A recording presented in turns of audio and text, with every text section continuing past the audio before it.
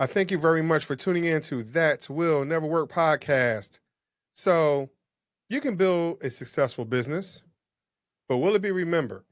Today, we have Evan, and he's going to talk to us about how to build a legacy that lasts long after the spotlight fades.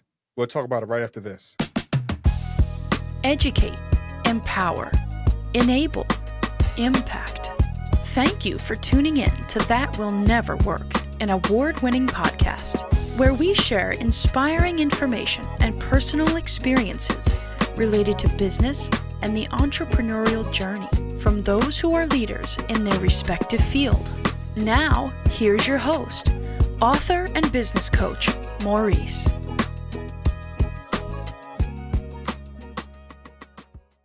I thank you very much for tuning in. So I have Evan, and of course, for those of you who have been listening, if you want Evan's bio, you can Google Evan. Like he's an action word. You can Google Evan and find out what's going on with Evan, and listen to his other podcasts he's been on, other information he's provided. But today we're going to talk about business legacy. So Evan, question for you, man. If the business is just surviving in the moment, what does setting up a foundation that speaks for generations to come? How do we get to that point? Yeah, I mean, it's a tough question that a lot of business owners are wrestling with. We're facing a kind of a crisis in our country right now where we have about 30% of all business owners in the United States are going to retire in the next 10 years. And so that means less businesses to do services, less businesses for jobs. And so there's a huge exodus of business. And on the flip side, only 20% of businesses ever sell. And so we're seeing fewer and fewer businesses change hands. We're seeing a very low success rate with the business actually going down a generation, and 2 generations is almost impossible. And so this is definitely a crisis, this legacy of a business. And I think it goes back to business owners really working inside of their business, but not working on their business. They're inundated with the day in and day out tasks that are in front of them and the things that they're struggling with. And they're not really looking at the bigger picture. How do I make this business last? How do I make it self-sustainable? How do we continue this legacy further down the road? And I think that's one of the reasons why we're not seeing more businesses survive the test of time. So just bear with me for a moment. This question might be a little off, but thinking about this whole part of business legacy, and you're saying that how it's not translating into 1 or 2 generations after, is it because, and I'm just going to use this idea, are most of our kids spoiled enough where they don't want to take on that responsibility? They just want to live the life, i.e. like they see on social media. They don't want to bring that information on or put themselves in that position. Have you seen anything like that? I don't know if spoiled is the right word. I mean, there might be there might be an element of that. And I think, I don't know if you have kids, but anybody who has kids, Yes. I don't personally have kids, but we know that every kid has a different personality, right? And so when we're thinking about a business legacy, they might not really jive with the vision and mission that the parents had. Maybe the parents weren't present and didn't really bring them into that legacy and show them the importance and nurture that. Maybe the kid has different giftings and talents, different directions, and maybe, you have the old school versus the new school mentality on how the business should be ran. And so there's a kind of a clashing of heads. Dad thinks it should be ran the same way it's always been ran. It works. It makes money. Why change it? Don't break it if it don't fix. Don't fix it if it's not broken type mentality. And then the kid's like, well, we could be doing social media. We could be doing this. We can be doing that. And so I think there is a collision of ideas as well. And so it's hard. It's really hard to transfer ownership to the next generation for a myriad of reasons. So even as we're trying to build our organization, right? Because you said we working in it, not on it. So because of something that you stated as far as being more open-minded to what's available to us, and knowing that, hey, we've been doing this for the last 20, 25 years and not being able to understand, hey, there are new technologies, there are new systems out there The way we need to approach our customers might not be the same as well because their needs have changed and or the community has changed. So how do we change our mindset if we're kind of like, hey, again, that if it's not broken, don't fix the mentality? Yeah, I think the mindset has to shift with the end of the business. This is a Mm, true statistic. 100% of every business owner. There is no, this is more certain than taxes because not all business owners pay their taxes. 100% of business owners will exit their business. Either they'll mm-hmm, die, mm-hmm, they'll sell it, they'll give it right, to their kids, it'll be taken from them, it'll be destroyed. So everyone will exit their business eventually. They close the doors, right. and so for something that is so probable it's going to happen to everyone, the question becomes is what are you doing about it? How are you Mm, preparing for the future? And the thing is if you do you think that the same models and practices will last to the next generation? Do you think those practices and models will continue to serve the next generation well? Will they survive in a new economy, a new mindset, a new technology? Will they be competitive in those environments? And so when you're kind of looking at that as an owner, you have to ask yourself, it might be a little painful to lose some of the control and let your mm-hmm. inexperienced child step in and make some calls and have some failures and try some things. But I Mm, think if you're really looking to keep a business legacy at last, you have to be willing to let the kids come in and make mistakes. Because the truth is when you started your business, not you, but when the owner started their right. business, they were a kid at one point or a young adult, and they made Mm-hmm, mistakes. They had to trial and error and figure it out too. And so I just think there's not a good stewardship of ownership, leadership, grace for making mistakes, opportunities for changing how things are. And so I think business owners would be better served by taking the risk and really mm-hmm. bringing the kids in the process and letting them have the opportunity to fail and fail well. Wow.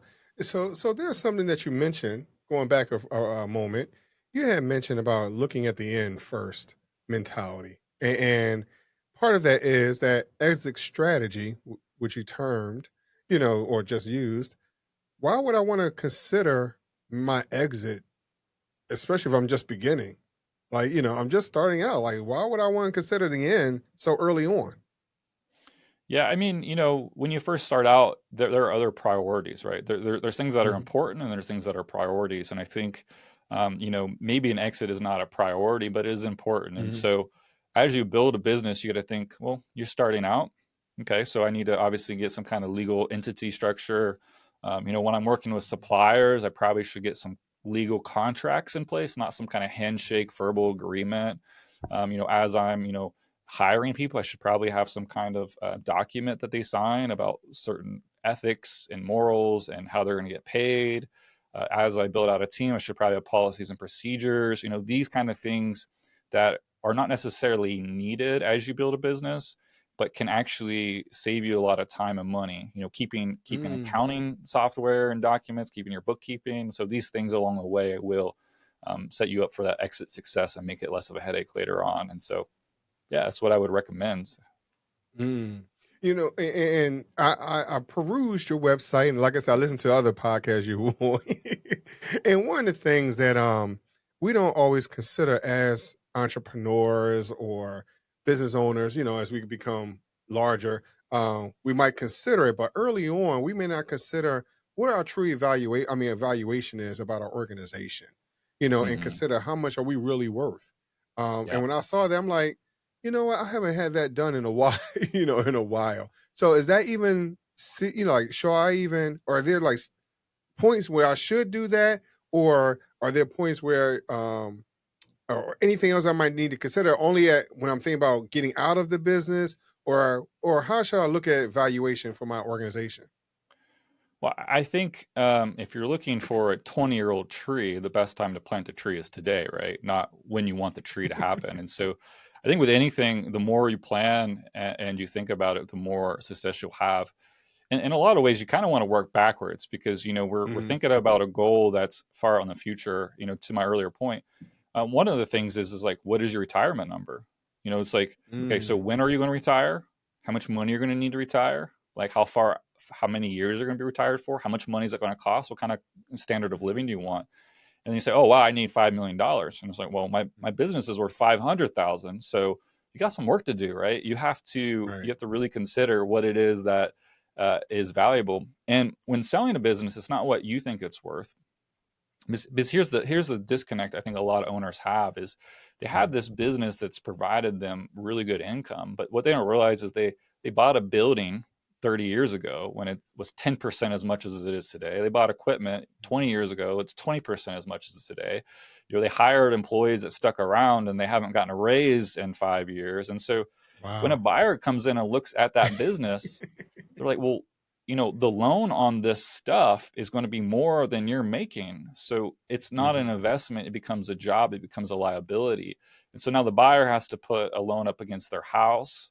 They don't have the 40 years of experience that the business owner has. And so you got to think about the buyer side of things. How do I make this attractive investment? And one of the beautiful things Right. about the stock market is you just throw money in, you get an investment out. But the business is not like that. It's hands-on. And so how are you making this an actual investment for the person who's going to buy the business?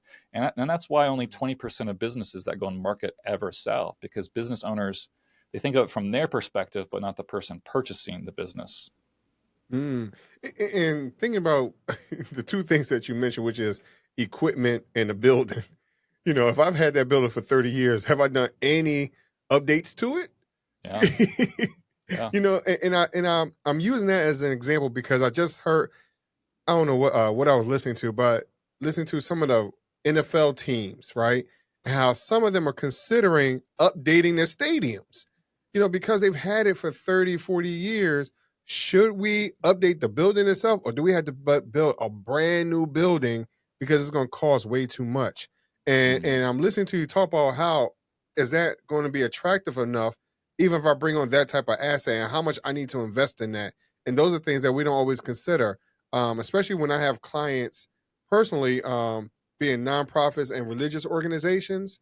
They don't realize that this building, yes, it looks great. It was built in the 1700s, but it doesn't have any air. Just stuff like that. Yeah. So I think those are the type of things we don't consider. Yeah. Well, I mean, and remodeling buildings is important, but it goes back to is the core of what the business is doing, the foundation of the mission to serve your customers or your businesses that you serve. And sometimes it can be the updating is huge, but there are other things that are important, like coaching, having an exit advisor, tax strategy. Everyone pays taxes, so, one of the things my company does is prevent you from paying a commission on the sale. But if you don't use a company like me, then you have to pay a 10 to 20% commission. So 10 to 20% commission, 30% taxes. You got to pay accountants and lawyers and then financial planners. You got to figure out how to invest in the business. And so you might only walk away with half of what you sold your business for. And so, updating buildings could be a value add. It can also be a distraction too. And so it's like, what is it? Yeah. It goes back to what value does it provide the buyer? How can they justify taking out a larger loan to pay me more money? Right. Right. I mean, that's what it comes down to. How can they service this debt? Because they're taking out debt to pay you to buy the business. And so you really want to think about what is the true value add to the buyer. Well, and sometimes as the owner, have you come across those that might value their business a little more than what it might really be? Because their Absolutely. emotion and everything, their emotional investment in it might be greater than what it might actually be worth. I mean, when you have war stories, we were close to bankruptcy and we pulled through, or, I helped my community, or, you literally bled, sweat, cried, everything. And you're looking at your bottom line, you're like, I'm making $500K a year, but then the owner has to come in and they have to hire 3 employees plus themselves just to equal your output because you're working 80 hours a week and you got 40 years of experience. They're not going to have the same perspective on that. They're going to look at it from an objective perspective, and they're going to look at the books. They're going to look at, like I said, can we service the debt on this loan? Is it a good investment? Is it good? How much time am I going to have to put into this thing? It's to them, it's kind of like a remodel. How do I, and is the investment worth, and then the money I got to put in and time worth the outcome? And so that's kind of how they're looking at your business. And so not yours, but just businesses in general when they buy. And again, it goes back, only 20% of businesses that go on the market ever sell. And the problem is Wow. 80% of an owner's net worth on average is tied up into their business. So this is, I call it the 80% rule. 80% of businesses never Mm. sell, and 80% of their net worth is tied up in their business. And so it's a conundrum, but a lot of times it's because they're not willing to look at the buyer's perspective. And if they do, then they create value for the buyer will buy the business. Hmm. And so how do we change that mindset? Maybe one or two points or ideas, because sometimes, like you said, we might be emotionally involved, invested, maybe even our ego, right? Mm-hmm. Because that Oh yeah. ego can get in the way as well. So what's one or two things where we might start to open up that door to think things a little differently? That's a great question. I haven't owned a business for 40 years and had the type of attachment to something. I'm not even 40 years old. So to imagine to imagine how you change a mindset on something that you've thought for 40 years is Hmm. that's a tough question. Hmm. I think it really goes down to doing the work, Hmm. because I can say it here in the blue face, change your mindset and do this and think of it this way. But, go to a financial planner, figure out what you need to Hmm. retire, get a real honest evaluation of your business. And then whatever your valuation is, subtract 40% from it for taxes, business broker, if you go that Yeah. route, Right. accountants, you have tax advisors, you have all these things. And then see if you hit your retirement number. And if you don't, then that should be a mindset changer, hopefully, Hmm. that you you got some work to do. I think mindsets change when they're hit with reality, and that's the thing. That's the only thing I can say is get out there and get real with the real numbers Hmm. and understand what's really going on. Yeah, I mean, I know I've come across some business owners where if they hit with that reality, now all of a sudden they're depressed, right? Yeah. Sometimes they're like, wow, I've been doing this, I've been on this corner for the Mm-hmm. last, and I remember when this person was born, and all those things. Like you said, you hear all them stories and how invested they really are, but unfortunately, it's not as valuable as they consider because of the new owner won't have those type of memories. They won't be that connected originally. And Yeah. so I think those are things that I've heard that people may not always understand. That hey, what we've been doing for the last 40 years is not optimal, it's not efficient, and it's not as effective. And in our reality, we probably could reach a larger community if we have other types of systems in place. So like you said something about you know, hiring 4 or 5 more people to do that one job. Um, but that part right there says how much I might have been undervalued myself because I love Yeah. this job. And so there's a lot of pieces to this that as I'm listening to, I'm like, wow, like there's some people that I've come across really need to evaluate how much they're involved in their company, like you said, not out, or Yeah. on it. Yeah. Yeah, I'm going to touch a little bit on the community piece, the connection piece, and I want to touch a little bit on the value of the owner. For the first piece is the owner has these connections with people, and they built these Mhm. relationships for over a few years. Why does the owner think that those people will value the relationship with the new owner in the same way? And why does the old owner think that those relationships will be just as valuable post sale as they were pre sale? And so if the original owner had a 40-year relationship with a supplier, they could Mhm. go golfing and hang out and talk and work the business out. But that Mhm. supplier is not going to have the same loyalty as to the new owner, right? And so, Mhm. maybe that supplier jacks up the prices. Maybe they, not they don't honor some of the agreements that were previously there. And so, um, you know, with that, the customer base is not a loyal because it's not the same owner. And so, Mhm. the owner can't expect the same financial status to happen for the buyer as it did for the owner. I mean, it's just not Mhm. plausible. And then going back onto the ownership value piece, a lot of times the owner, when they first start the business, they have to wear many hats, and Right. so they've kind of learned how to wear many hats and they've continued to wear many hats. But the problem is sometimes the owner is doing a $10 an hour job that they could have outsourced to someone. And then they could use their Mhm. time and skills to generate $500 an hour in another skill that's higher level within the business. And so Mhm.